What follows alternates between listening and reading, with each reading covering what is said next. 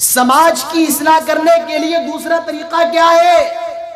یہ جو ہمارے گھروں کی مائیں ہوتی ہیں، یہ جو ہمارے گھروں کی بہنیں ہوتی ہیں، یہ جو ہماری بیٹیاں ہوتی ہیں، اگر یہ صحیح ہو گئیں تو پورا سماج، پورا معاشرہ، پوری سوسائٹی اپنے آپ صحیح ہو جائے گی۔ عربی کے اندر کہا جاتا ہے المرأۃ نصف الامہ، عورت جو ہوتی ہے یہ سماج کا آدھا حصہ ہوتی ہے، اور جو بچا ہوا آدھا حصہ ہے اس کو بھی جنم دینے والی یہی ایک عورت ہوتی ہے۔ اگر ایک مرد خراب ہوتا ہے تو ایک مرد خراب ہوتا ہے، اور اگر ایک عورت خراب ہوتی ہے تو پورا سماج خراب ہوتا ہے، پورا معاشرہ خراب ہوتا ہے۔ اگر ہمیں اور آپ کو اپنے معاشرے کو اچھا بنانا ہے تو سب سے پہلے ہمیں اور آپ کو چاہیے کہ ہم اور آپ اپنے گھروں کی عورتوں کو اچھا بنائیں، ہم اور آپ اپنی بہنوں کو، ہم اور آپ اپنی بیٹیوں کو اچھا بنائیں۔ آئیے ایک حدیث پڑھ لیتے ہیں۔ اللہ کے نبی فرماتے ہیں الدنیا حلوۃ خضرا، آئے لوگوں یہ دنیا بڑی چمک دمک والی ہے، یہ دنیا بڑی رنگین ہے، بہت زیادہ مست ہے، اس دنیا کے اندر بہت سے فتنے ہیں۔ اللہ کے نبی فرماتے ہیں فاتقوا الدنیا واتقوا النساء، آئے لوگوں دنیا کے فتنے سے بچنا اور عورتوں کے فتنے سے بچنا۔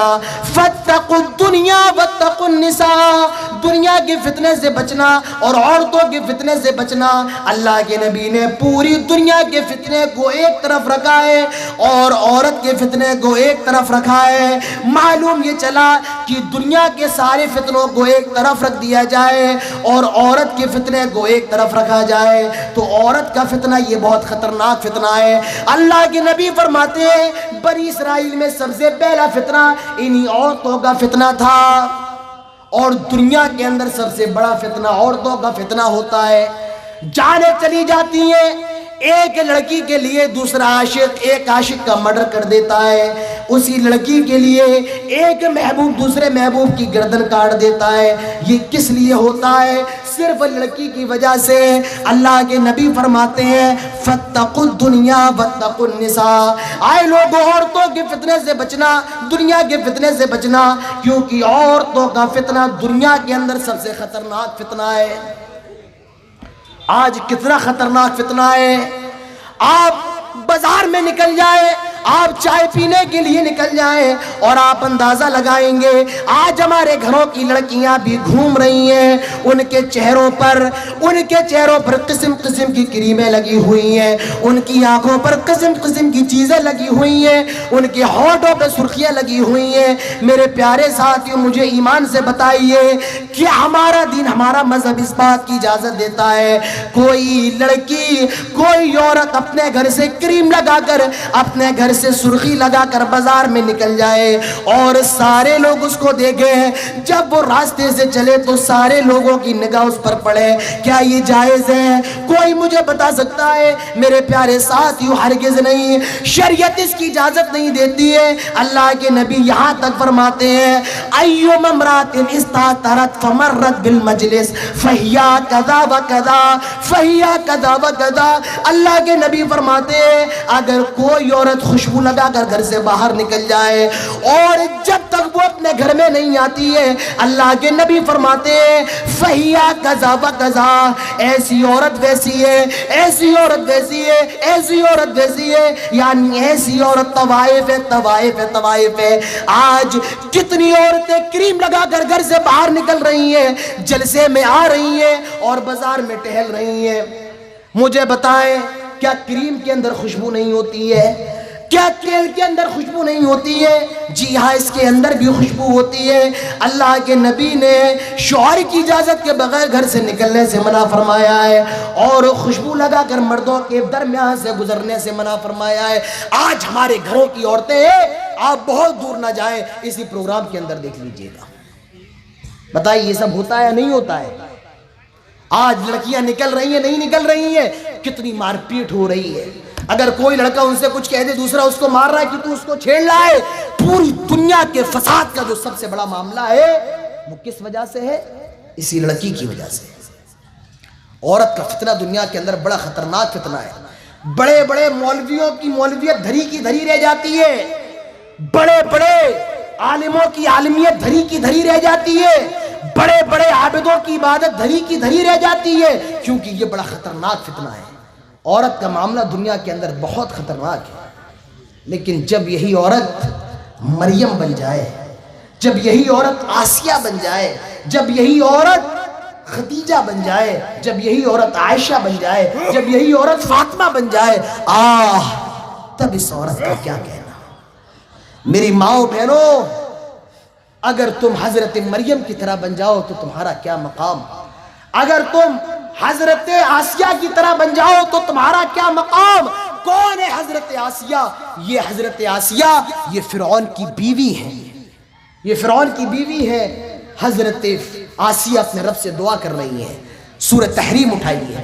اللہ تعالیٰ فرماتا ہے وَضَرَبَ اللَّهُ مَثَلًا لِلَّذِينَ آمَنُوا امْرَأَتَ فِرْعَوْنَ إِذْ قَالَتْ رَبِّ ابْنِ لِي عِندَكَ بَيْتًا فِي الْجَنَّةِ وَنَجِّنِي مِنْ فِرْعَوْنَ وَعَمَلِهِ وَنَجِّنِي مِنَ الْقَوْمِ الظَّالِمِينَ۔ حضرت مریم اللہ سے دعا کر رہی ہے، آئے میرے پروردگار، تو دیکھ رہا ہے فرعون مجھ پر کتنا زیادہ ظلم کر رہا ہے، مجھے کتنا زیادہ مار رہا ہے، کتنا زیادہ ستا رہا ہے۔ حضرت آسیہ کو اتنا زیادہ مارا جاتا تھا، حضرت آسیہ کے ہاتھوں میں کیلیں ٹھوک دی جاتی تھی۔ ایسے ہاتھ رکھا ہوا ہے، فرعون نے کیل لی اور ٹھوک دی ہاتھ پر، فرعون نے کیل لی اور ہاتھ پر ٹھوک دی، اور ہر روز حضرت آسیہ کے ہاتھوں پر کیلیں ٹھوکی جاتی تھی۔ اتنا زیادہ ظلم حضرت آسیہ کے اوپر کیا جا رہا ہے۔ حضرت آسیہ کہتی ہیں آئے اللہ تو دیکھ رہا ہے فرعون مجھ پر کتنا زیادہ ظلم کر رہا ہے، لیکن اللہ میں تیری بندی ہوں اور میں تیرے علاوہ کسی کے سامنے جھکنے کے لیے تیار نہیں۔ آئے اللہ وَنَجِّنِي مِن فِرْعَوْنَ وَعَمَلِهِ، آئے اللہ مجھے فرعون سے نجات دے دے، وَنَجِّنِي مِنَ الْقَوْمِ الظَّالِمِينَ، اللہ مجھے ظلم کرنے والی قوم سے نجات دے دے۔ آئے اللہ میں تجھ سے جنت میں تیرے بغل میں گھر چاہتی ہوں۔ یہ حضرت آسیہ ہے جن کو اللہ نے سارے مسلمانوں کے لیے مثال بنایا ہے، ساری عورتوں کے لیے آئیڈیل بنایا ہے، نمونہ بنایا ہے۔ یہ کون ہے؟ فرعون کی بیوی ہے، حضرت آسیہ علیہ السلام ہے۔ وَمَرْيَمَ ابْنَتَ عِمْرَانَ الَّتِي أَحْصَنَتْ فَرْجَهَا، اور اللہ نے مثال بنایا ہے کس کو؟ حضرت مریم کو۔ یہ حضرت مریم کون ہے؟ حضرت مریم یہ حضرت عیسیٰ کی ماں ہے، یہ حضرت ہارون کی بہن ہے، یہ عمران کی بیٹی ہے، حنہ ابن فاقوز ان کی ماں کا نام ہے۔ حضرت مریم کے پاس جبرائیل آتے ہیں، فرشتہ آتا ہے اور وہ کہتا ہے آئے مریم تو ماں بننے والی ہے، بہت ڈسٹرب کر رہا ہے کہ بار بار، آئے مریم تو ماں بننے والی ہے، آئے مریم تجھ سے بچہ پیدا ہوگا۔ وَلَمْ يَمْسَسْنِي بَشَرٌ وَلَمْ أَكُ بَغِيًّا، حضرت مریم کہتی ہے بھلے مجھ سے اولاد کیسے ہو سکتی ہے، مجھے تو آج تک کسی مرد نے چھوا بھی نہیں ہے۔ وَلَمْ أَكُ بَغِيًّا، اور نہ میں کوئی بری عورت ہوں، نہ میں کوئی زناکار عورت ہوں، بھلے مجھے بچہ کیسے ہو سکتا ہے۔ قَالَ كَذَلِكَ رَبُّكِ، آئے مریم یہ تو اللہ کی طرف سے فیصلہ ہو چکا ہے، تیرے پیٹ سے بچہ پیدا ہوگا۔ اور حضرت جبرائیل ان کے پیٹ میں روح پھونک دیتے ہیں۔ میری ماؤں بہنوں دیکھیے ایک نیک عورت ہوتی کیسی ہے، حضرت مریم ہوتی کیسی ہے۔ ٹھیک ہے میں ابھی کچھ دیر کے بعد آپ کو 2-3 شروع سنا دوں گا، لیکن سب سے اہم باتیں میں آپ کے سامنے کرنے جا رہا ہوں کہ ہماری اور آپ کی زندگیوں کو ہونا کیسا چاہیے، ہماری اور آپ کی زندگیوں کو ہونا کیسا چاہیے، ہمارے نوجوانوں کو کیسا ہونا چاہیے، ہمارے ماؤں بہنوں کو کیسا ہونا چاہیے۔ منتر میں ابھی کچھ دیر کے بعد آپ کے سامنے پیش کروں گا، لیکن میں ایک بات اور کہنا چاہتا ہوں، آپ میری بات کو چاہے غلط مان لیں یا میری بات کو صحیح مانیں، یہ آپ کے اوپر ہے، لیکن میں اپنی بات کو صحیح سمجھتا ہوں، اور وہ یہ ہے کہ میں 6 سال سے آپ کے شیر شاہ وادی سماج کے اندر آتا ہوں۔ 6 سال سے میں کٹیہار، ارریہ، پورنیہ، کشن گنج کے علاقے میں اور سپول کے علاقے میں آتا ہوں، اور ہر علاقے میں میں نے دیکھا ہے، ہر جلسے میں میں نے دیکھا ہے لوگ یہ چاہتے ہیں کہ وید پڑھے جائے، کچھ منتر سنائے جائے۔ میرے پیارے ساتھیوں میں آپ کو ایک بات بتاؤں، بہت محبت سے کہہ رہا ہوں، جو مزہ قرآن کے اندر ہے اور جو مزہ حدیث کے اندر ہے، یاد رکھیے وہ آپ کو ویدوں کے اندر نہیں ملے گا۔ ملے گا نہیں ملے گا؟ بتائیے، آپ لوگ بھی کہیے نا کہ صرف میں کہوں گا۔ جو قرآن کے اندر جو چیز ہے اور جو حدیث کے اندر جو چیز ہے وہ ویدوں میں مل جائے گی۔ کہاں ہمارا قرآن اور کہاں وید مقابلہ کر سکتے ہیں؟ تو ہم اور آپ کیوں اتنا زیادہ اس کے لیے فکر کرتے ہیں؟ ہمیں اور آپ کو چاہیے کہ ہم اور آپ قرآن سنیں، ہم اور آپ حدیث سنیں۔ معاف کیجئے، آپ کے اندر بہت بڑے بڑے مدنی عالم موجود ہیں، لیکن آپ کے اندر علم کی بہت کمی ہے، آپ لوگوں کے اندر بہت کمی ہے۔ اس کی وجہ کیا ہے؟ آپ لوگ دینی تقریریں نہیں سنتے ہیں، آپ لوگ سنتے ہیں کون سی وہ باتیں جو کانوں پہ مزہ آ جائے، بس تھوڑا وے سن لو، یہاں لڑکا لڑکی کی باتیں ہو جائے تو بڑا مزہ ہے۔ نہیں میرے پیارے ساتھیوں، دین سیکھیے۔ مرنے کے بعد آپ کیا لے کر کے جائیں گے؟ مرنے کے بعد وید لے کر کے جائیں گے؟ آپ کے جنازے میں وید کے منتر پڑے جائیں گے؟ کیا ہوگا؟ اگر آپ کچھ لے کر کے جائیں گے تو وہ دین ہوگا میرے پیارے ساتھیوں۔ تو دینی معلومات زیادہ سے زیادہ حاصل کریں۔ تو حضرت مریم یہ کون ہے؟ یہ حضرت ہارون کی بہن ہے، اور حضرت جبرائیل امین نے حضرت مریم کے پیٹ میں روح پھونک۔ حضرت مریم کی ڈلیوری کا ٹائم آتا ہے، اور جو حضرت مریم کو تکلیف ہو رہی ہے، درد سے ہو رہا ہے، ڈلیوری کا جو درد ہو رہا ہے اس کو قرآن بیان کرتا ہے۔ حضرت مریم کہتی ہیں یا لیتنی مت قبل ھذا وکنت نسیا منسیا۔ ہائے یہ درد، ہائے یہ تکلیف، یا لیتنی مت قبل ھذا وکنت نسیا منسیا۔ کاش آج سے پہلے میں مر کیوں نہیں گئی، کاش آج سے پہلے میں ہلاک و برباد کیوں نہ ہو گئی، میں بھولا ہوا قصہ کیوں نہ ہو گئی۔ یا لیتنی مت قبل ھذا وکنت نسیا منسیا۔ حضرت عیسیٰ کی پیدائش ہو جاتی ہے، حضرت عیسیٰ پیدا ہو جاتے ہیں۔ حضرت مریم کہتی ہیں آئے اللہ، میں اس بچے کو لے کر کے کہاں جاؤں گی، میں اپنی قوم میں کیا منہ دکھاؤں گی، لوگ مجھے نہ جانے کیا کیا کہیں گے۔ اللہ تعالیٰ فرماتا ہے آئے مریم، کوئی اگر تجھ سے سوال کرے تو کہہ دینا انی نذرت للرحمن صوما فلن اکلم اليوم انسیا۔ میں نے خاموش رہنے کا روزہ رکھا ہے، اور جو بھی پوچھنا ہے فاشارت الیہ، اس بچے کی طرف اشارہ کر دینا، میں نہیں بولوں گی، یہ بچہ بولے گا۔ اب حضرت مریم اپنے گاؤں میں جاتی ہے، اپنی بستی میں جاتی ہیں، حضرت عیسیٰ حضرت مریم کے ہاتھوں میں۔ گاؤں کے لوگوں نے حضرت مریم کو دیکھا، جمع ہو گئے، گود میں بچہ دیکھا، جمع ہو گئے، اور حضرت مریم کو نہ جانے کیا کیا کہنے لگے آئے مریم یہ بچہ کہاں سے آیا، یا اخت ہارون ما کان ابوک امرأ سوء وما کانت امک بغیا۔ آئے ہارون کی بہن، آئے مریم تیرا بھائی کوئی برا آدمی نہیں ہے، تیری ماں بھی کوئی بری عورت نہیں ہے، تیرا باپ بھی کوئی برا آدمی نہیں ہے۔ آئے مریم یہ بچہ کہاں سے آ گیا؟ معلوم یہ چلا جب بھائی خراب ہوتا ہے تو بہن خراب ہوتی ہے، اور جب ماں خراب ہوتی ہے تو بیٹی بھی خراب ہوتی ہے۔ اسی لیے اپنی بیٹیوں کی اصلاح کرنا ہے۔ میرے پیارے ساتھیوں، نیک لڑکی لے کر کے آؤ، نیک لڑکی سے شادی کرو۔ شادی کس سے کرو؟ نیک لڑکی سے شادی کرو۔ اللہ کے نبی فرماتے ہیں لیتخذ احدکم قلبا شاکرا ولسانا ذاکرا وزوجة مؤمنة تعین علی امر الاخرہ۔ آئے لوگوں، نیک بیوی لے کر کے آ جاؤ جو تمہیں اچھے کام کا حکم دے۔ تم اگر نماز نہیں پڑھتے ہو تم کو نماز پڑھوائے، تم اگر روزہ نہیں رکھتے ہو تم کو روزہ رکھوائے۔ اسی لیے نیک لڑکی لے کر کے آؤ۔ اگر تم فلم دیکھتے ہو تمہاری فلم چھڑوا دے، تم اگر جوا کھیلتے ہو تمہارا جوا بند کروا دے، تم اگر سگریٹ اور گٹکا کھاتے ہو تمہارا وہ بند کروا دے۔ ایسی عورت لے کر کے آؤ۔ بیوی کیسی لے کر کے آؤ؟ اگر آپ فلم دیکھتے ہیں تو وہ آپ کی فلم بند کروا دے۔ اور آج کل کی عورتیں ٹھوک ایسی ہوتی ہیں، لاؤ میاں ساتھ میں دیکھتے ہیں۔ کس کی دیکھتے ہیں؟ وہ لگاؤ۔ کس کی لگاؤ؟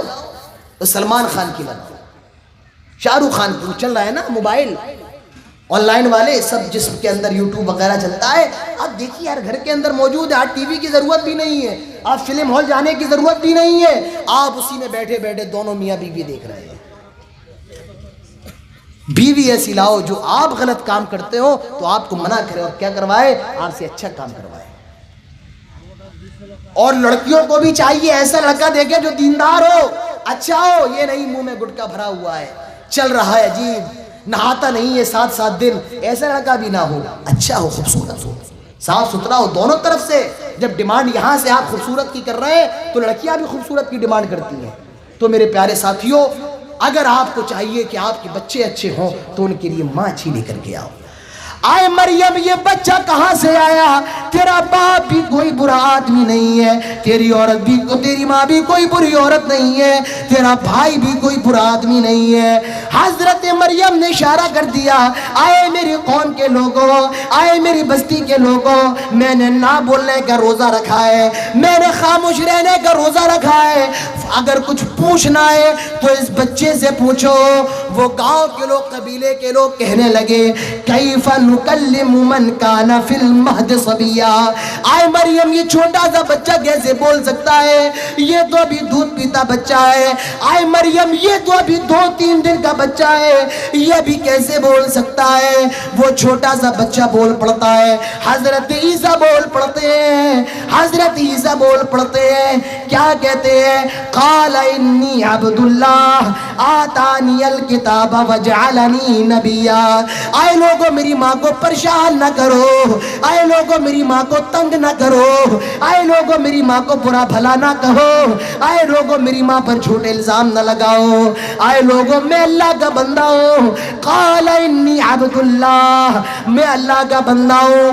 آتانی الکتاب, اللہ تعالیٰ نے مجھے کتاب دی ہے. وجعلنی نبیا, اور اللہ تعالیٰ نے مجھے نبی بنایا ہے, لہٰذا میری ماں سے کوئی سوال کرنے کی ضرورت نہیں ہے. یہ کون ہے؟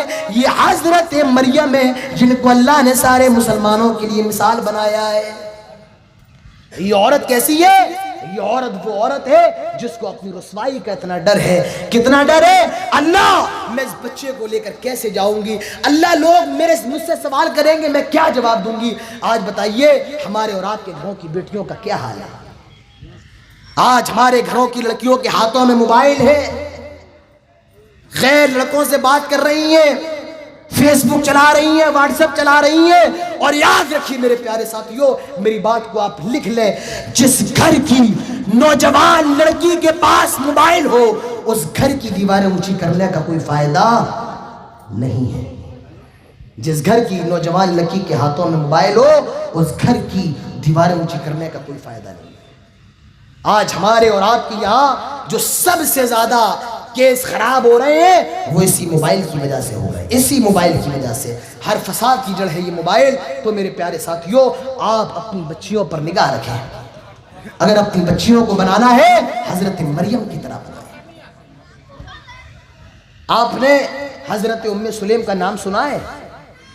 ام سلیم کا نام سنا ہے آپ نے؟ نہیں سنا ہے.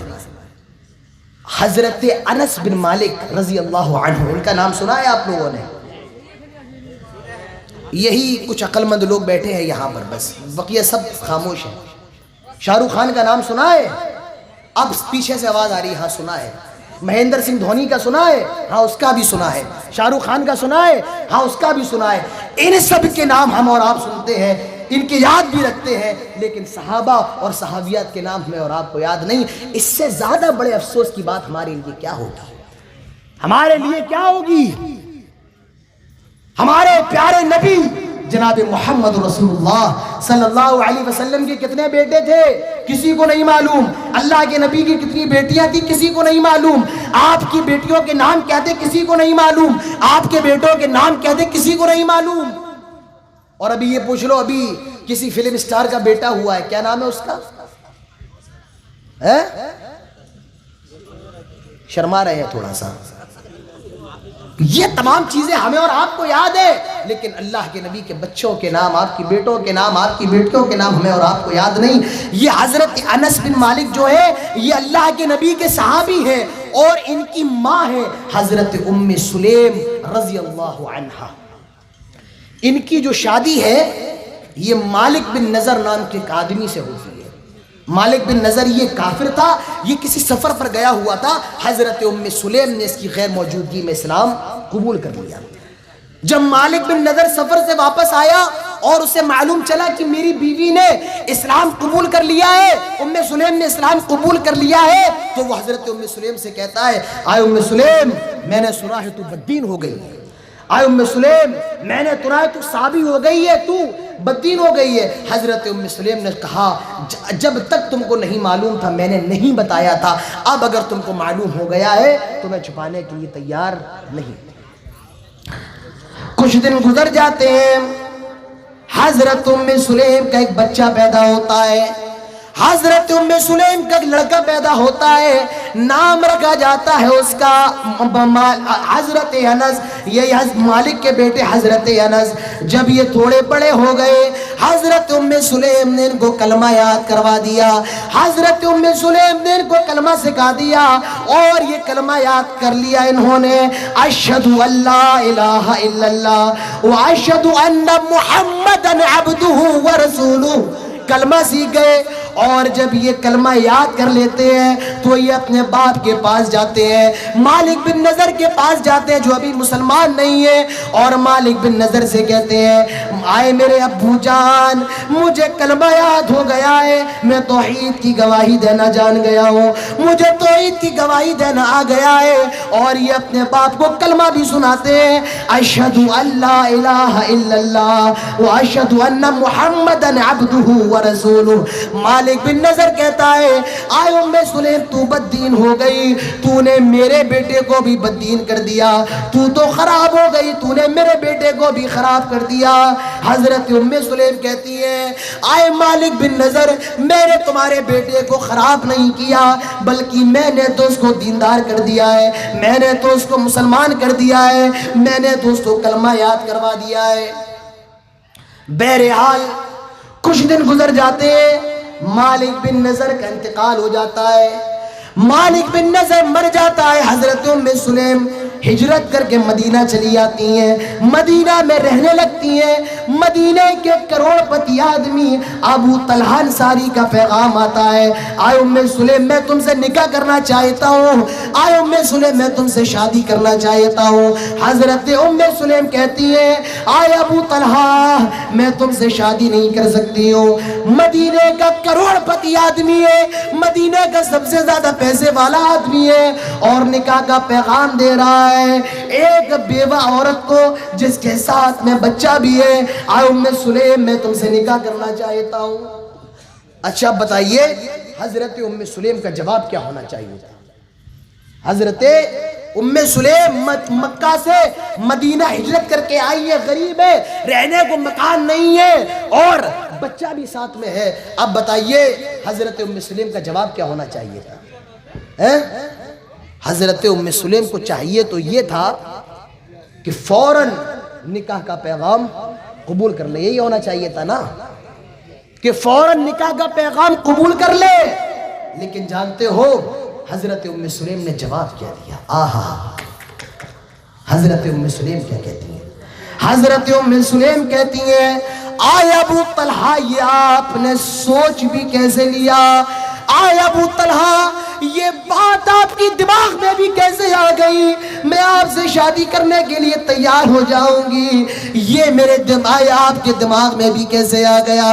آئے ابو طلحہ میں ایک اللہ کو ماننے والی ہوں، آئے ابو طلحہ میری گردن ایک اللہ کے سامنے جھکتی ہے، اور ابو طلحہ آپ تو مسلمان ہی نہیں ہیں، آپ تو کئی معبودوں کے سامنے اپنی گردن کو جھکاتے ہیں، آپ تو کئی معبودوں کے سامنے اپنی گردن کو جھکاتے ہیں۔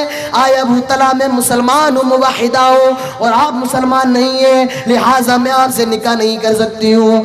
آئے ابو طلحہ میں آپ سے شادی نہیں کر سکتی ہوں۔ حضرت ابو طلحہ نے ضد کی، حضرت ام سلیم نے ایک شرط رکھ دی، اور وہ شرط یہ تھی آئے ابو طلحہ ہاں اگر آپ مسلمان ہو جاتے ہیں، آئے ابو طلحہ اگر آپ اسلام لے آتے ہیں تب تو میں آپ سے نکاح کرنے کے لیے تیار ہو جاؤں گی، اگر آپ مسلمان ہو جاتے ہیں تو میں آپ سے نکاح کر لوں گی، اور آپ سے مہر میں پیسہ بھی نہیں لوں گی، کیونکہ آپ کا ایمان لانا ہی میرے لیے مہر بن جائے گا۔ اور اس سے زیادہ خوش نصیب کون سی عورت ہو سکتی ہے جس کے نکاح میں جس کے مہر میں اس کے شوہر کا قبول اسلام آ جائے؟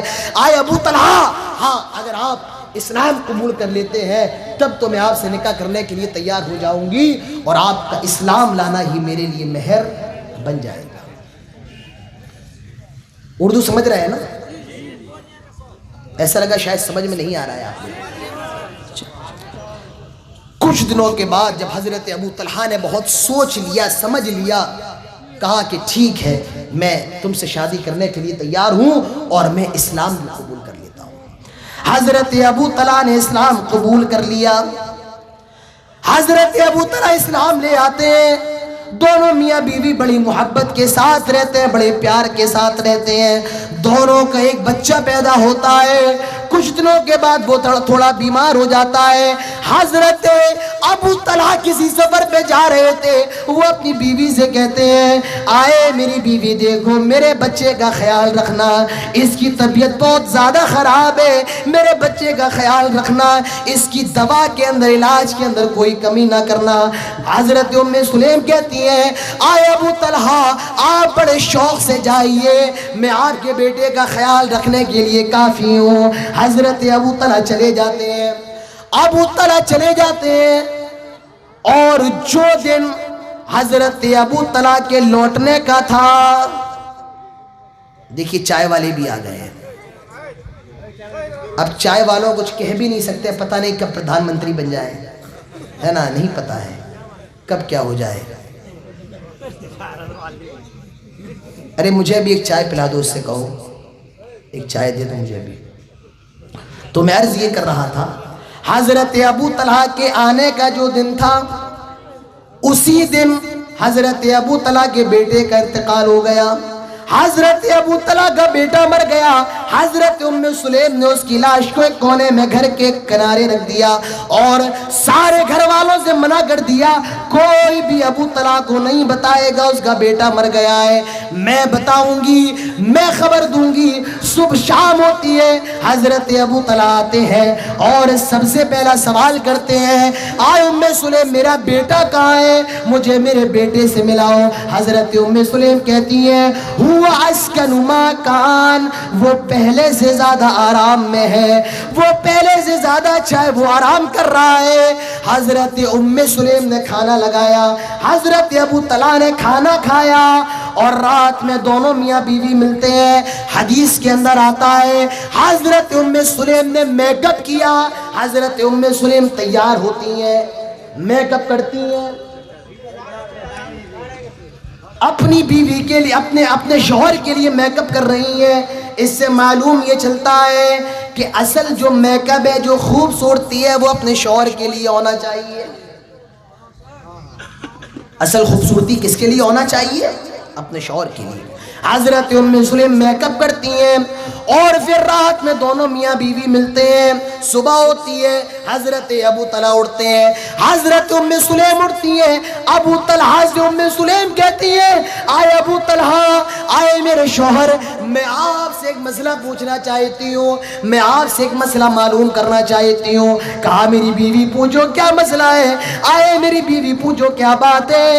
ام سلیم کہتی ہیں آئے ابو طلحہ مجھے یہ بتائیں، مجھے یہ بتائیں، کسی نے کچھ رقم امانت کے طور پر کسی دوسرے آدمی کے پاس رکھی ہے اور جب اس امانت کا ٹائم ہو جائے وہ آدمی اپنی دی ہوئی چیز کو واپس لے لے، کیا اس میں کوئی برائی ہے؟ حضرت ابو طلحہ کہتے ہیں نہیں نہیں میری بیوی، اس میں تو کوئی برائی نہیں ہے، اس میں تو کوئی برائی نہیں ہے، جس کی چیز تھی اس نے اپنی چیز کو واپس لے لیا۔ اب حضرت ام سلیم کہتی ہیں آئے ابو طلحہ، آپ کا بیٹا عبداللہ جو اللہ کی طرف سے آپ کے پاس امانت تھا، آئے ابو طلحہ آپ کے بیٹے کا انتقال ہو گیا ہے، آئے ابو طلحہ آپ کا بیٹا مر گیا ہے، آئے ابو طلحہ آپ کے بیٹے کا انتقال ہو گیا ہے، جائیے اس کے کفن دفن کا انتظام کیجئے۔ حضرت ابو طلحہ کے پیروں تلے زمین کھسک گئی، کیا میرے بیٹے کا انتقال ہو گیا؟ کہاں لاش کہاں ہے؟ آئے ابو طلحہ گھر کے فلاں کونے میں رکھی ہوئی ہے۔ حضرت ابو طلحہ کہتے ہیں آئے ام سلیم تو کتنی زیادہ خراب عورت ہے، آئے ام سلیم تو کتنی بیکار عورت ہے، میرے بیٹے کا انتقال ہو گیا، اس کی لاش بھی گھر میں رکھی ہوئی ہے اور تو نے مجھے بتایا بھی نہیں، میں رات میں تجھ سے ہم بستری بھی کر رہا ہوں، میں رات میں تجھ سے ملاقات بھی کر رہا ہوں، میں تیری اللہ کے نبی سے شکایت کروں گا۔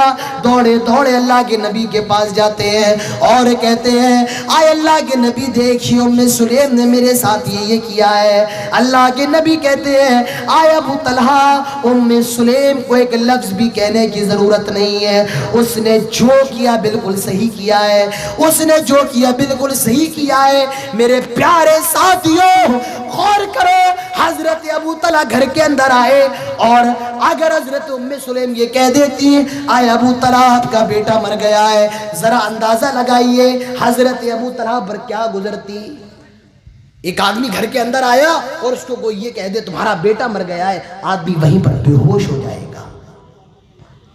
ایک عورت اپنے شوہر کے ساتھ کیسے رہے، ایک عورت اپنے شوہر کو کوئی بری خبر کیسے سنائے، یہ حضرت ام سلیم رضی اللہ عنہا سے سیکھیے۔ میری ماں بہنوں، نیک عورتیں ایسی ہوتی ہیں جو جن کا شوہر اپنے گھر جب گھر پر آتا ہے تو سب سے پہلے اس کے لیے کھانا لگاتی ہیں، اس سے یہ بھی نہیں کہتی ہیں کہ آپ کا بیٹا مر گیا ہے، سب سے پہلے اس کے لیے کھانا لگاتی ہیں، اس کو کھانا کھلاتی ہیں، پھر رات میں اس کے سکون کا ذریعہ بنتی ہیں، اور جب کوئی مسئلہ ہوتا ہے تب صبح ہو کر کے تو خبر دیتی ہیں کہ آپ کے ساتھ یہ پریشانی ہے۔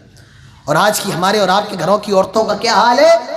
شام میں آدمی گھر پہ آتا ہے، میں نے کہا تھا ساڑی لانے کے لیے، ساڑی لے کر کے آئے نہیں لے کر کے آئے، آدمی سوچتا ہے اس سے اچھا تو میں گھر کے باہر ہی تھا، آیا کیوں ہے؟ اس سے اچھا تو میں گھر کے باہر ہی تھا۔ حضرت ام سلیم کی طرح بننا ہے تو اس عورت کی طرح بنیے جو حضرت موسیٰ کے زمانے میں تھی، جو فرعون کے زمانے میں تھی۔ کون عورت تھی؟ حضرت جبرائیل اللہ کے نبی سے کہتے ہیں آئے اللہ کے نبی فرعون کے زمانے میں ایک عورت تھی جو فرعون کی بیٹی کی خادمہ تھی، فرعون کی بیٹی کی غلام تھی۔ ایک مرتبہ وہ فرعون کی بیٹی کی کنگھی کر رہی ہے، کنگھی اس کے ہاتھ سے چھوٹ کر کے گر جاتی ہے، وہ بسم اللہ پڑھتی ہے اور بسم اللہ کہہ کر کنگھی کو اٹھاتی ہے، بسم اللہ، اللہ کے نام سے اٹھا رہی ہوں۔ کیا پڑھتی ہے؟ بسم اللہ پڑھتی ہے۔ غور کیجئے حضرت موسیٰ علیہ السلام کے زمانے کے مسلمان ایسے ہیں جو بیچارے کنگھی بھی اٹھا رہے ہیں تو بسم اللہ پڑھ کر کے اٹھا رہے ہیں، اور آج کے نبی کے ماننے والے مسلمان ایسے ہیں جو یہ کہتے ہیں بسم اللہ کی کوئی ضرورت نہیں ہے، 786 لکھ دو یہی بسم اللہ ہے، 786 کہہ دو یہی بسم اللہ ہے۔ یہ نمبر کہاں سے آ گئے ہیں؟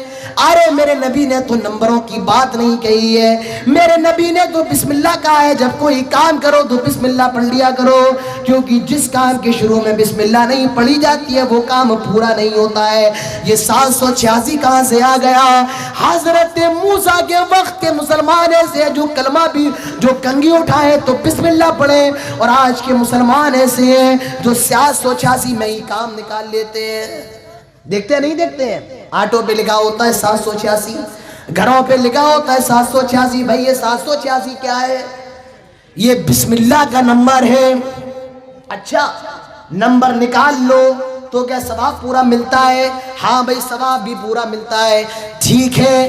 اگر نمبر نکالنے سے ثواب مل ہی جاتا ہے، ابھی فجر کی نماز ہونے والی ہے، میں ایسا کرتا ہوں پورے نماز کا نمبر نکال لیتا ہوں، اللہ اکبر 513، اللہ اکبر سمیع اللہ لمن حمدہ، ہو گئی نماز، جائے اپنے اپنے گھروں میں۔ کتنا اچھا رہے بھائی، جب نمبر نکالنے سے ثواب مل جاتا ہے تو پورے قرآن کا نمبر نکال لے، پورے قرآن کا نمبر نکال لے اور کھڑا کھڑ پڑے اللہ اکبر 315، اللہ اکبر، السلام علیکم ورحمۃ اللہ، السلام علیکم ورحمۃ اللہ، ہو گئی نماز، اپنے اپنے گھروں میں جاؤ۔ کتنا اچھا رہے۔ اگر نمبر نکالنے سے ثواب مل ہی جاتا ہے تو پھر ہر چیز کا نمبر نکال دیا جائے، اذان کا بھی نمبر نکال دیا جائے۔ اگر نمبر نکالنے سے ثواب مل ہی جاتا ہے پھر تو جنازے کی نماز کا بھی نمبر نکال دیا جائے۔ اگر نمبر ہی سب کچھ ہے تو پھر ایسا کیا جائے کہ سب کے نام ہیں، اس نام کا بھی نمبر نکال دیا جائے۔ میرے نام کا نمبر نکال دو 150، کسی کے نام کا نمبر نکال دو 313، کسی کے نام کا نمبر نکال دو 510، اور دھوکے میں کسی کا نمبر نکل آئے 420، پھر بتائیے کیا ہوگا؟ یہ سب کے نمبر نکال دو نا جب نمبر ہی چل رہے ہیں۔ اب سوچیے اگر نمبر نکل گئے تو ہمارے اور آپ کے یہاں نکاح کیسے ہوں گے؟ قاضی صاحب کہیں گے نکاح بڑھانے والے، 920 کیا تجھے 717 کے ساتھ نکاح قبول ہے؟ یہ حالات کیا بن جائیں گے، ماحول کیا بن جائے گا جب سب نمبر سے ہی چل رہا تو نمبر سے ہی چلایا جائے گا۔ عجیب معاملہ ہے۔ حضرت موسیٰ علیہ السلام کے مسلمان ایسے ہیں وقت کے کہ وہ جب کنگھی بھی اٹھا رہے ہیں تو بسم اللہ پڑھ رہے ہیں۔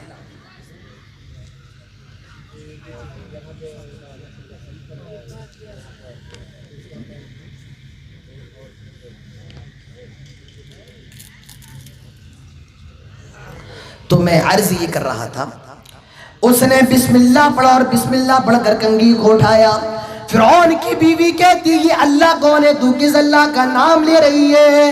وہ عورت کہتی ہے اللہ میرا رب ہے، میں اپنے رب کا نام لے رہی ہوں۔ فرعون کی بیٹی کہتی ہے رب تو میرا باپ ہے، کیونکہ وہ اپنے آپ کو انا ربکم الاعلی کہا کرتا تھا، یعنی تو میرے باپ کا نام لے رہی ہے۔ وہ عورت کہتی ہے نہیں نہیں میں تیرے باپ کا نام نہیں لے رہی ہوں، میں تو اس رب کا نام لے رہی ہوں جو تیرے باپ کا بھی رب ہے۔ فرعون کی بیٹی کہتی ہے کھاتی ہے میرے باپ کا دیا ہوا، پہنتی ہے میرے باپ کا دیا ہوا، رہتی ہے میرے باپ کے محل میں، اور نام کسی اللہ کا لیتی ہے، میں بھی اپنے باپ کو بتاتی ہوں، فرعون کو بتاتی ہوں۔ اس نے اپنے باپ سے جا کر کے کہہ دیا، فرعون کو بتا دیا۔ فرعون سمجھ گیا، فرعون اس عورت کے پاس آیا اور کہنے لگا آئے عورت میں نے سنا ہے کہ ہاں تو مسلمان ہو گئی ہے، تو نے موسیٰ کا کلمہ پڑھ لیا ہے، تو نے موسیٰ کا دین قبول کر لیا ہے، تو نے موسیٰ کے اوپر ایمان لے کر کے آ گئی ہے۔ وہ عورت کہتی ہے جب تک تجھے نہیں پتا تھا میں نے نہیں بتایا تھا، اب معلوم چل گیا ہے تو میں چھپانے کے لیے تیار نہیں ہوں۔ ہاں میں نے موسیٰ کا کلمہ پڑھ لیا، ہاں میں نے موسیٰ کا دین قبول کر لیا ہے۔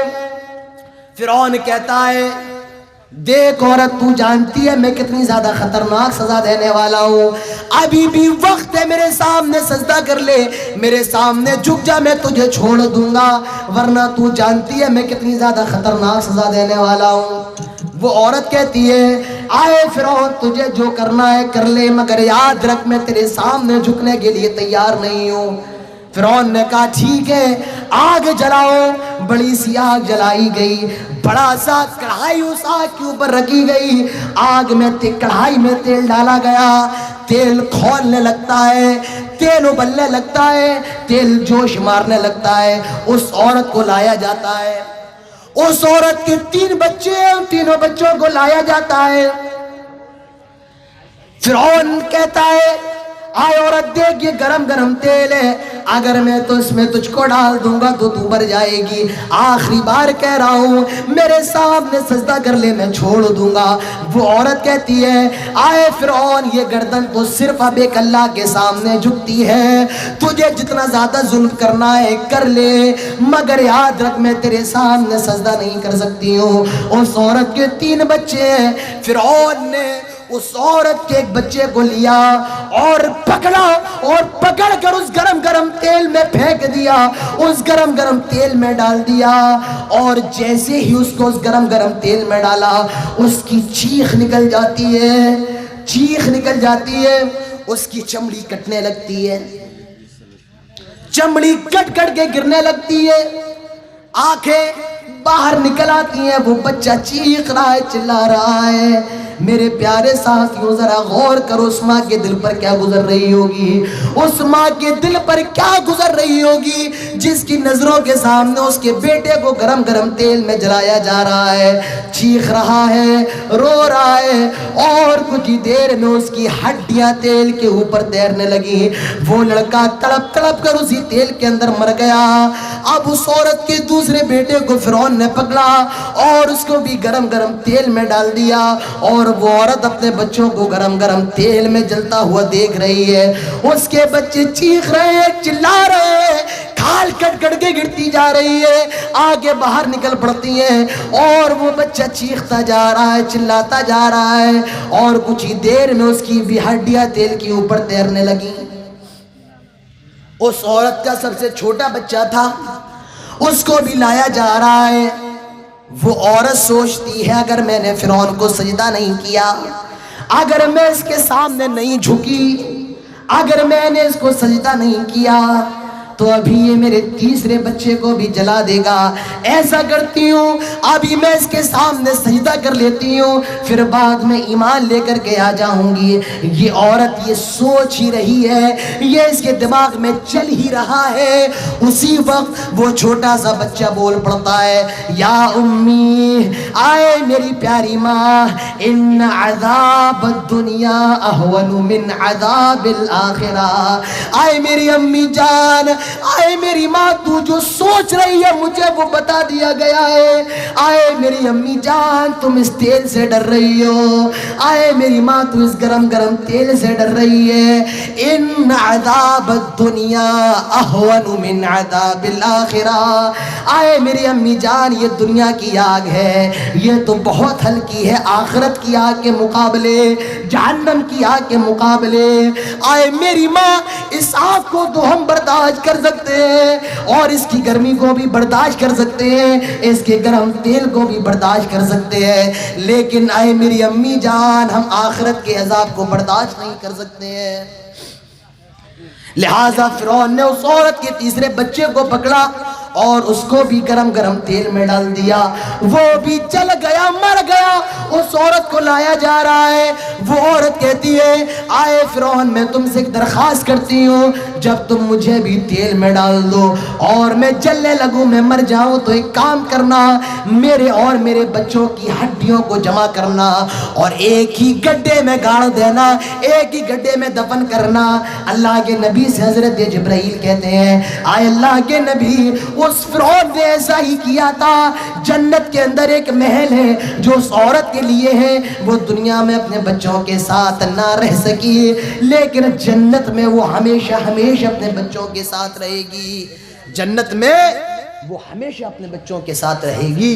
تو میرے پیارے ساتھیوں, ہماری ماؤں بہنوں کو چاہیے کہ جب تک وہ نیک نہیں ہوں گی, جب تک وہ نہیں سدھریں گی, ہمارا سماج نہیں سدھر سکتا ہے. میں منع نہیں کر رہا ہوں زبائش سے, میں منع نہیں کر رہا ہوں ساز و سنگار سے, خوب کر سکتی ہے, لیکن صرف اپنے شوہر کے سامنے اور کسی کے سامنے نہیں. صرف اپنے شوہر کے سامنے اور کسی کے لیے جائز نہیں ہے. لیکن آج تو بڑا عجیب معاملہ ہے. شوہر بیچارہ گھر کے اندر آیا, یہاں عورت کا گندا چہرہ ہے, ناک لگی ہوئی ہے, کالا کلوٹا چہرہ ہو رہا ہے, آدمی کا آدم موڈ تو ایسے خراب ہو جاتا ہے. میری ابھی شادی نہیں ہوئی ہے, لیکن سب بتاتے ہیں تو اس لیے معلوم رہتا ہے, معلوم رہتا ہے. اس لیے آدمی خوبصورت بنی. ایک وہ پتا ہے, ایک آدمی اپنی بیوی کو پسند نہیں کرتا تھا کیونکہ اس کی بیوی بہت خوبصورت نہیں تھی. تو ایک دن اس کی بیوی نے بہت زیادہ میک اپ کیا, بہت زیادہ میک اپ کیا, اور ہاتھوں میں بہترین چوڑیاں پہن لی, پیروں میں پازیب پہن لی, اور بہت خوبصورت بن کے اپنے شوہر کے سامنے آئی. خوبصورت بن کے آئی. شوہر کہتا ہے, آج کیا بات ہے, بڑے خوبصورت تمہاری چوڑیاں لگ رہی ہیں. کہتی ہاں خوبصورت تو ہے ہی. Okay okay.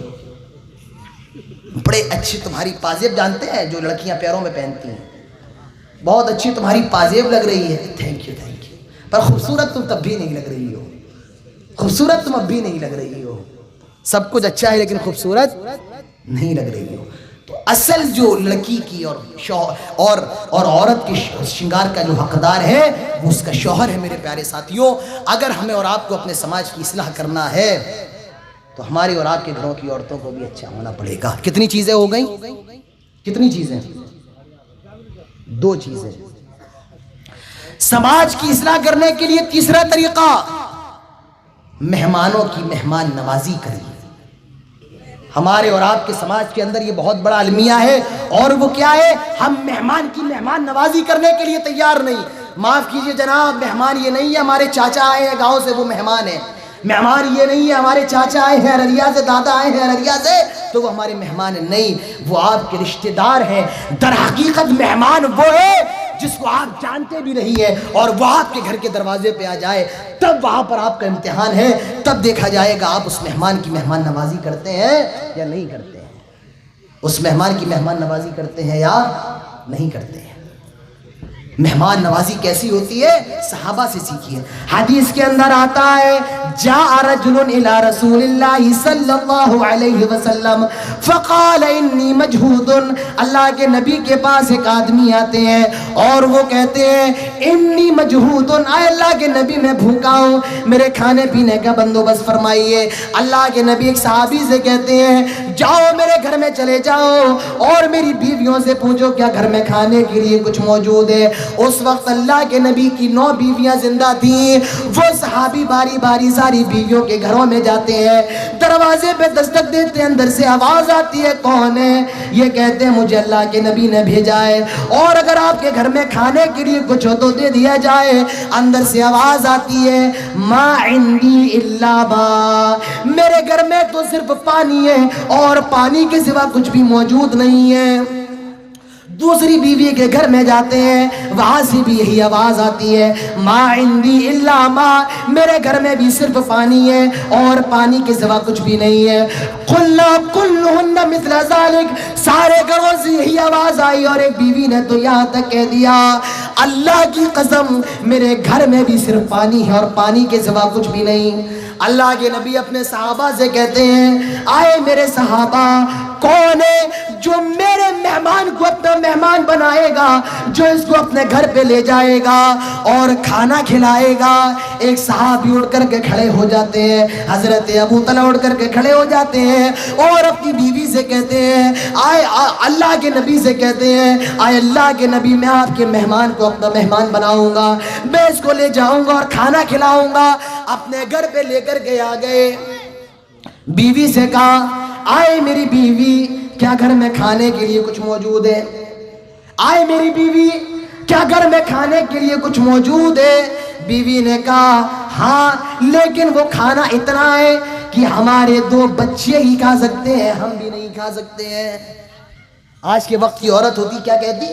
تم ہی تھے حاتم تائی، تمہارے پاس ہی سب سے زیادہ پیسہ تھا جو لے کر کے آ گئے اور کوئی نہیں تھا۔ حضرت ام سلیم کو دیکھیں، کہا کھانا تو ہے لیکن وہ اتنا ہے کہ صرف ہمارے بچے کھا سکتے ہیں۔ حضرت ابو طلحہ نے کہا ایسا کرو بچوں کو بھوکا سلا دو۔ قربان جائیے حضرت ابو طلحہ کی بیوی پر، کہا بچوں کو بھوکا سلا دو۔ اس عورت نے اپنے بچوں کو بھوکا سلا دیا۔ اور آج کے وقت کی عورت ہوتی کیا کہتی ہے؟ گلا دبا دو، مار ہی ڈالو، زندہ ہی کیوں رکھا ہے، مار ہی ڈالو۔ بنگالی میں کیا کہیں گے؟ گلا دبا دو، گولا شیپے، گلا دبا دو۔ یہی ہوگا آج کے وقت کی عورت، لیکن حضرت ام سلیم نے بھوکا سلا دیا۔ اور حضرت ابو طلحہ حضرت ام سلیم سے کہتے ہیں، کیا کہتے ہیں؟ آئے ام سلیم ایک چیز یاد رکھنا، جب تم میرے اور مہمان کے سامنے کھانا لا کر کے رکھ دینا، ایک کام کرنا، گھر کے کونے میں جو چراغ جل رہا ہو، گھر کے کونے میں جو دیا جل رہا ہو، تم اس چراغ کو صحیح کرنے کے بہانے آنا اور اس کو بجھا دینا، گل گل کر دینا۔ کیوں؟ کیونکہ کھانا بہت مختصر ہے، اگر میں کھانے لگا تو مہمان بھوکا رہ جائے گا، اور اگر میں کھاؤں گا تو مہمان بھوکا رہ جائے گا، اور اگر مہمان کھائے گا تو میں بھوکا رہ جاؤں گا۔ ایسا کرنا، جب تم میرے اور مہمان کے سامنے پلیٹ لا کر کے رکھ دینا تو اس لائٹ کو بجھا دینا، اندھیرا ہو جائے گا، اس پلیٹ سے میں بھی کھانا کھاؤں گا، مہمان بھی کھانا کھائے گا، لیکن میرے کھانے کی حالت یہ ہوگی میں خالی ہاتھ اس برتن میں لے جاؤں گا اور خالی ہاتھ اپنے منہ میں ڈالوں گا، تاکہ مہمان کو یہ شک نہ ہو کہ میں کھانا نہیں کھا رہا ہوں اور وہ پیٹ بھر کے کھانا کھا لے۔ چنانچہ ان کی بیوی نے ایسا ہی کیا اور اس مہمان نے پیٹ بھر کے شکم سیر ہو گیا، پیٹ بھر کے اس مہمان نے کھانا کھا لیا۔ صبح ہوتی ہے، حضرت ابو طلحہ مسجد میں پہنچتے، اللہ کے نبی ان کو دیکھ کر مسکرا رہے ہیں۔ نماز کے بعد حضرت ابو طلحہ اللہ کے نبی سے کہتے ہیں آئے اللہ کے نبی کیا بات ہے، میں دیکھ رہا ہوں آپ مجھے دیکھ کر مسکرائے جا رہے ہیں۔ اللہ کے نبی فرماتے ہیں آئے ابو طلحہ میں کیوں نہ مسکراؤں، آئے ابو طلحہ میں کیوں نہ مسکراؤں، جب اللہ تعالیٰ تمہیں دیکھ کر کے مسکرا رہا تھا۔ آئے ابو طلحہ تم اور تمہاری بیوی رات میں جو کچھ بھی کر رہے تھے، اللہ تعالیٰ عرش سے وہ سارا معاملہ دیکھ رہا تھا۔ فرشتے بھی دیکھ رہے تھے، اللہ تعالیٰ فرشتے بھی ہنس رہے تھے، مسکرا رہے تھے، تو میں کیوں نہ مسکراؤں؟ میرے پیارے ساتھیوں، مہمانوں کی مہمان نوازی کیجئے۔ اللہ تعالیٰ فرماتا ہے جب جنتی جنت میں چلے جائیں گے اور جہنمی جہنم کے اندر چلے جائیں گے، جنتی جہنمیوں سے سوال کریں گے ما سلککم فی سقر، او لوگو تم جہنم میں کیسے آ گئے؟ وہ جواب دیں گے قالوا لم نک من المصلین، ہم نمازیں نہیں پڑھتے تھے، ولم نک نطعم المسکین، ہم مسکینوں کو کھانا نہیں کھلایا کرتے تھے۔ میرے پیارے ساتھیوں، بھوکوں کو کھانا کھلائیے، مسکینوں کو کھانا کھلائیے، غریبوں کو کھانا کھلائیے، تب ہمارے اور آپ کے سماج کی اصلاح ہو سکتی ہے، ہمارے اور آپ کے معاشرے کی اصلاح ہو سکتی ہے۔ اور یاد رکھیے، آپ کے سامنے جو بھی ہاتھ پھیلائے، اگر کچھ بھی مانگے آپ کے پاس نہیں ہے، آپ اسے محبت سے منع کر دیں، لیکن اسے ڈانٹنے کی ضرورت نہیں ہے۔ آج ہمارے اور آپ کے سماج کا معاملہ کیا ہے، حال کیا ہے؟ اگر کوئی غریب آتا ہے، فقیر آتا ہے، ہم اور آپ اسے ڈانٹ دیتے ہیں، جھڑپ دیتے ہیں، ڈانٹنے کی ضرورت نہیں ہے۔ ایک بہت بڑے عالم ہیں، نام ہے ان کا عبد المالک مجاہد، بہت بڑے عالم ہیں۔ وہ اپنی کتاب کے اندر ایک واقعہ لکھتے ہیں، ایک لڑکا لڑکی کی نئی نئی شادی ہوئی ہے، نئی نئی شادی ہوئی ہے، اور وہ کھانا کھانے ساتھ میں بیٹھے ہوئے ہیں، کھانا کھانے جا رہے ہیں، دروازے پہ دستک ہوتی ہے، شوہر جاتا ہے، دروازہ کھولتا ہے، دیکھتا ایک فقیر بیٹھا ہوا ہے، اور وہ کہہ رہا ہے مجھے کھانا دے دو، مجھے بہت تیز بھوک لگ رہی ہے، میں بھوکا ہوں، مجھے کھانا دے دو۔ اندر سے بیوی کہتی ہے کون ہے؟ اس کا شوہر کہتا ہے کہ فقیر کھانا مانگ رہا ہے۔ اس بغیرت کو رات میں بھی کھانا لینے چلا آتا ہے، اس کا شوہر اس فقیر کو مارنے لگتا ہے، پیٹنے لگتا ہے، اور اتنا زیادہ پیٹتا ہے کہ اس کو نڈھال کر دیتا ہے، اس کی جگہ جگہ سے خون بھی ٹپکنے لگتا ہے۔ اس فقیر کو بہت زیادہ مارا۔ جب یہ گھر کے اندر آیا تو یہ عجیب سی حرکت کر رہا ہے، عجیب سی بیماری اس کو لگ جاتی ہے، کبھی ہاتھ پھینک رہا ہے، ٹانگ پھینک رہا ہے، عجیب سی آوازیں نکال رہا ہے، اور یہ اپنے گھر کے باہر نکل جاتا ہے۔ پوری رات اس کی بیوی انتظار کرتی رہی، لیکن یہ اپنے گھر میں نہیں آیا۔ پورا دن گزر گیا لیکن اس کا معلوم نہیں چلا، ایک ہفتہ گزر گیا، گھر نہیں آیا، مہینے گزر گئے، سال گزر گیا، سال گزر گئے۔ عورت نے گاؤں کی کمیٹی میں کہا، عورت نے گاؤں کی پنچایت میں کہا میری دوسری شادی کروا دو، میرا دوسرا نکاح کروا دو، میرا شوہر مجھے چھوڑ کر کے چلا گیا ہے۔ اس کی دوسری شادی کروا دی گئی، دوسرا نکاح کروا دیا گیا ہے، وہ اپنے دوسرے شوہر کے ساتھ کھانا کھانے بیٹھی ہے۔ یہاں پر شوہر بیٹھا ہوا ہے، یہاں پر بیوی بیٹھی ہوئی ہے، کھانا دونوں کے سامنے رکھا ہوا ہے، بیوی شوہر کھانا کھانے والے۔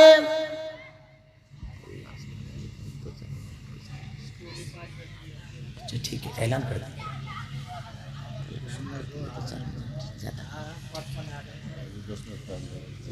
ہاں 10 منٹ۔ دونوں کھانا کھانے بیٹھے ہیں، یہاں شوہر بیٹھا، یہاں بیوی بیٹھی ہے۔ اسی وقت دروازے پہ دستک ہوتی ہے، دروازے پہ دستک ہوتی ہے، بیوی گئی، دروازہ کھولا، دیکھا سامنے ایک فقیر بیٹھا ہوا ہے، اور وہ کہہ رہا ہے مجھے کھانا دے دو، مجھے بہت تیز بھوک لگ رہی ہے، مجھے کھانا دے دو۔ اندر سے شوہر کہتا ہے آئے میری بیوی کون ہے، کیا بات ہے؟ وہ لڑکی کہتی ہے، اس کی بیوی کہتی ہے میرے شوہر ایک فقیر ہے، کھانا مانگ رہا ہے۔ کہا ٹھیک ہے، یہ جو کھانا ہے جاؤ پہلے اس فقیر کو دے کر کے آ جاؤ، بعد میں جو کچھ بھی بچے گا ہم کھا لیں گے۔ بیوی نے وہ برتن اٹھایا اور اس فقیر کو دے کر کے آ گئی، اندر آئی، اس کی آنکھوں سے آنسو گر رہے ہیں، رو رہی، اس کی آنکھوں سے آنسو گر رہے ہیں۔ شوہر کہتا ہے آئے میری بیوی کیا بات ہے، کیوں رو رہی ہو؟ آئے میری بیوی کیا بات ہے, کیوں رو رہی ہو؟ بیوی کہتی ہے نہیں نہیں مت پوچھئے, آئے میری بیوی میں تمہارا شوہر ہوں اور ہر بات بتانا یہ تمہاری ذمہ داری ہے, بتاؤ کیا بات ہے, کیوں رو رہی ہو؟ اس کی بیوی کہتی ہے آئے میرے شوہر اگر سننا چاہتے ہیں تو کان کھول کر کے سن لے, آئے میرے شوہر اپنے دل پر ہاتھ رکھ کر کے سنے, آئے میرے شوہر یہ جو باہر دروازے پر فقیر بیٹھا ہوا ہے, یہ جو باہر کھانا مانگ رہا ہے, جس کو میں ابھی کھانا دے کر کے آئی ہوں, یہ میرا پہلے والا شوہر ہے, اس نے ایک فقیر کو مارا تھا, آج فقیر بن کر میرے سامنے آیا ہے, یہ میرا پہلے والا شوہر ہے.